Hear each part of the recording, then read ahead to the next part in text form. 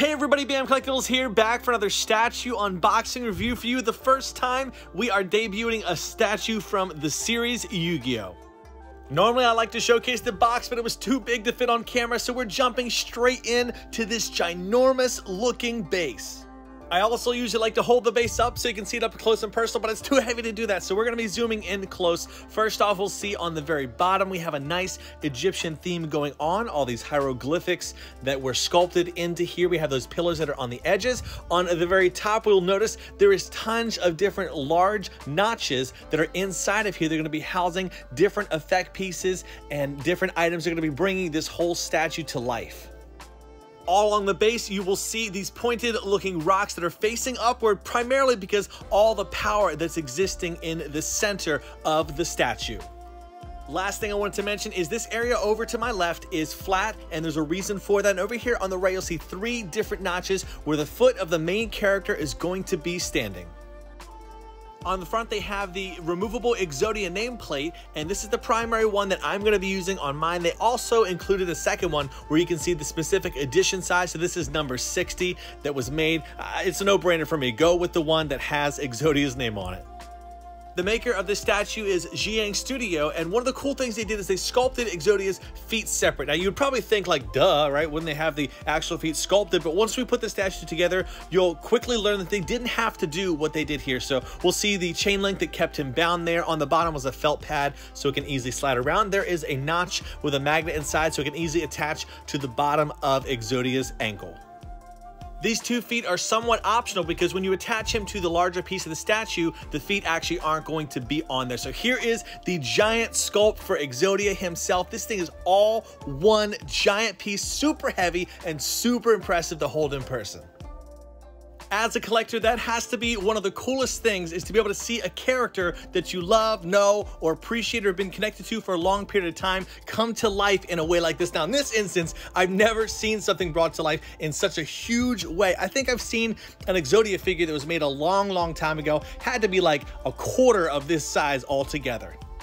Again, because of his weight, we're going to keep on moving on and connect him to these feet here. I will have to say the left foot on screen is actually uneven for some reason, so there's a wobble and a shake to him. If I were to leave him as is, it would just topple, tip over. It would be tragic. So what I'm going to do is take these 2 top loaders in the back temporarily and just shove it under the foot to give it some balance. And this is just a remote I have laying around the room. So I'm going to shove this under the foot temporarily. Now, overall, for the statue, it's not going to affect it because he doesn't connect to the statue with his feet, and we'll go over that later. Here we have his shoulders. They were sculpted, with the left one and the right one. We can see the cracks and crevices all over. Here's the notch and magnet that allow it to connect to the main body. Now, something to go over is they actually sculpted 2 pairs or 2 sets of these. This secondary one has a notch baked into this top section that is pretty ugly looking normally, but it's in the back, and the purpose of it is to house and support an effect piece that we're going to be connecting to the whole statue later. For the face or the head, we have 2 different options that they gave us to use. We have this closed mouth, the gritting looking teeth, and then we also have an open mouth as if he's like just unleashing an attack. So 2 different kind of emotions you can choose for this, but they sculpted this separately so you could have that option. But here is the main head, just magnetizes onto there. Now it looks and feels like one giant piece.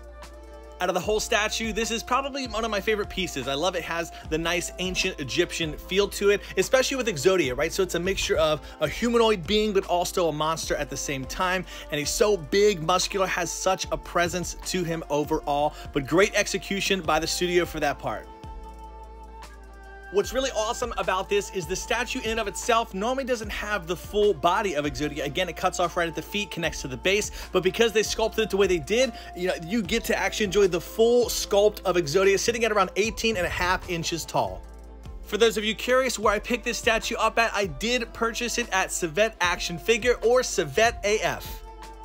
They are a growing statue reseller, and we can take a look here. There is a thankful sale going on, so if you want to save some money on either pre-order or in-stock items, take advantage of that till the end of the month. But we'll take a look and see what statues they actually have in stock here. We can see we have some Demon Slayer, some One Piece, some Naruto. Ooh, the Cartoon World Battle Damage Pain. I cannot wait to showcase that on my channel. Love this line. We'll see what's going on with page 2 here.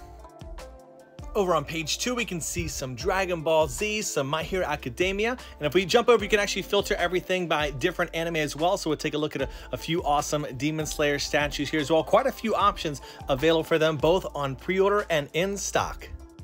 Links will be in the description for their social medias and also the main website, so be sure to check that out if you're looking to order an awesome statue. If you follow me on the channel, you know I love card collecting, so I couldn't not have a PSA graded version. I always love PSA 7. It's both affordable and it still looks great in the case as far as the condition wise. Now for the statue, just like the beginning as we saw, we have these stone tablet versions of the Exodia cards that are going to be going all throughout the base, just scattered around. Overall, it's such a nice detail that the studio added onto the statue, having all these stone tablets. You know, one of the things I love about it too is you can't even see them too much in plain sight once you get everything together. So it's not even a detail that they had to add, but they did so because they wanted that accuracy to be involved in the statue.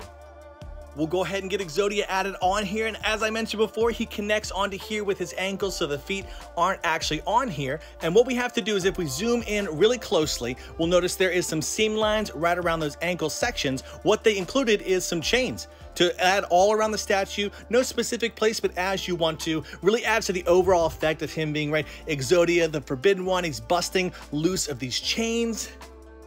While these chains you can put wherever the heck you want, they did sculpt 2 chains on the top section, so you'll notice these are even on this side, and over here they're uneven. If you take the even sections, they plug in to the wrist area of Exodia, and it gives it that awesome feel like he's truly just breaking free of all those that are bounding him.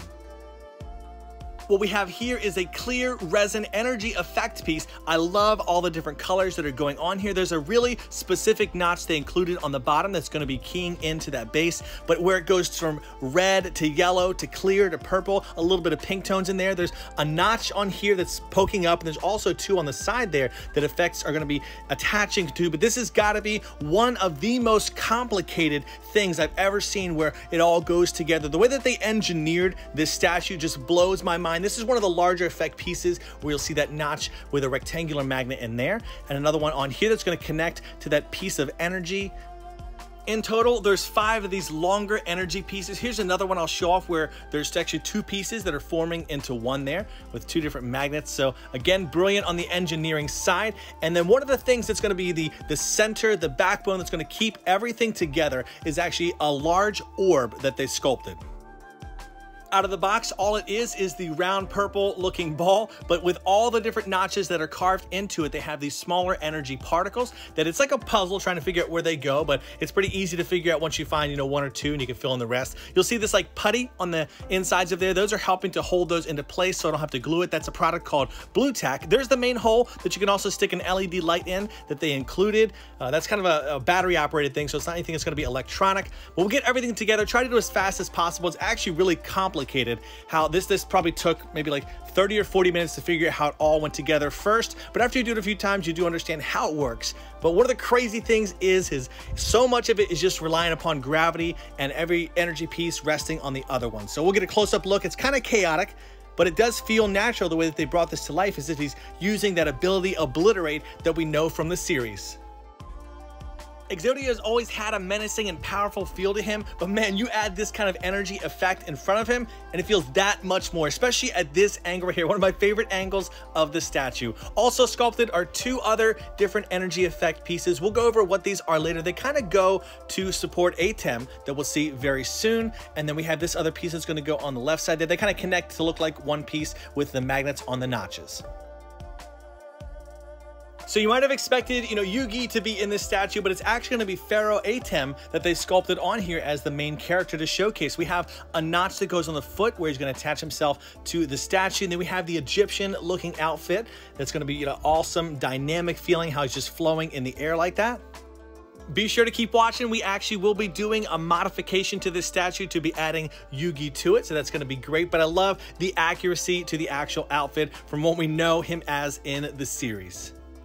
Here is the head sculpt for him that they did do separately. Tons of great different details that they have on here, and it does capture the likeness that we know of him. One of the most controversial parts of it, though, is his mouth. All right, what the heck did they do here, right? This does not make any sense. Looks like he's whistling, blowing in the wind. I don't know what he's doing, but they really should have went with a different kind of emotion. And then we have the Millennium Puzzle that's on an actual leather strap necklace that we'll just put between the neck before we connect that neck joint onto the main part of the body. But great details all together, capturing him on here. But we are going to, again, doing some modifications to this that I can't wait to share with you that I decided to do after seeing a picture online. Another thing to mention that you could probably notice here is he's not fully centered with Exodia behind him. So for Pharaoh Atem, for some reason, they sculpted him to where he's like jumping outward a little bit to the side. But we're going to go ahead and take him off, and there's actually an interesting part that they sculpted onto here. It's almost like they made it to be replaceable if you want to. It's a piece of rock that's going to cover up those notches that his feet or the energy particle goes into. I mentioned before that on this front rock section, it is nice and flat, and that's going to be perfect for what we're going to be modifying this statue before. So we have the ArtFX Kotobukiya Yami Yugi statue that they came out with. Now this is made of PVC or plastic. The normal statue we've been looking at is made of resin, which is much higher quality. We'll do a nice little 360 around here. There's all sorts of different parts you can use to customize them, but he is mounted to the bottom of this base, and I noticed that we have these screws that are on the bottom holding his feet in. What I did is unscrew those and I pulled his feet off, and we're going to be using this on the main statue. You can see he's holding those cards. We can see that Millennium Puzzle on a chain. The dual disc looks fantastic. Overall, I was super impressed to see this in person. I'm not normally a PVC collector. I collect resin statues, but this was fantastic, and I'm so glad I saw a picture of this paired up with this statue because it's undeniable once you see these two together. Now it's time to dim the lights and see what that LED feature looks like. How magnificent does that look? Having Yami on there, the way that he's centered, the way that the colors accent the whole statue alone, this was it for me. This is my end game, perfect Yu-Gi-Oh representation for my collection. Now, just in case you wanted to see, here's Pharaoh Atem on the front. If you want to see how that looks together, not as nice for me. It still looks good if you want to go with that, but this is definitely better in the way that I'm going to be going with the statue. This bad boy was super expensive, but I'm so thankful to finally have this perfect representation of a show, a series, characters, a card that I know and love, something I experienced growing up. For those that are new or returning to the channel, thank you so much for supporting my content. I hope you enjoyed this statue unboxing today. If you want to check out any statues, be sure to hit up CIVET AF, and I'll see you in the next video. Do what you love and love what you do. Bam out.